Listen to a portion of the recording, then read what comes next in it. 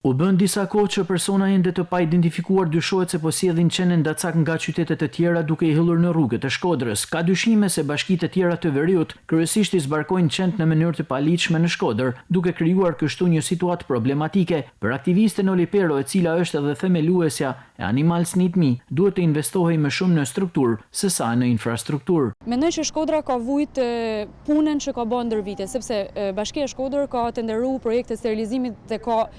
tu po themi kujdesin ndaj kafshëve ndacake qysh në vitin 2014. Kjo ka ardhur me një kosto për qytetin e Shkodrës, sepse bashkitë e tjera duke mos dashur dhe duke mos pas as pak struktura, I kanë dërguar në Shkodër. Do kishte qenë më mirë të ishte investu pak më tepër në strukturë, që do të thotë të kishte trajnime për stafin, të kishte shtim të stafit, të kishte ushqim më të mirë dhe kushte më të mira për qenë që ndodhen aktualisht të 2 strehat e para, sepse në kushtet aktuale kemi akoma vetëm 12% të realizimit të projekteve për qendrën ndacak, që do të thotë që edhe ato fonde që janë dhënë për kolibe, ato fonde që janë dhënë për ushqime, faktikisht nuk janë ezauruar sipas bilanceve të paraqitura deri tani. Bashkia e Shkodër po përgatitet për ngritjen e strehëzës së 3% të ndacak, duke I minimizuar në rrugët e qytetit, por fakti që vijojnë të sjellin çdo ditë të tjerë bën që këto zona në Shkodër të mbushen sërish, pa ditur nëse këto kafshë ndacake janë apo jo të vaksinuara, duke rrezikuar edhe përhapje infeksionesh.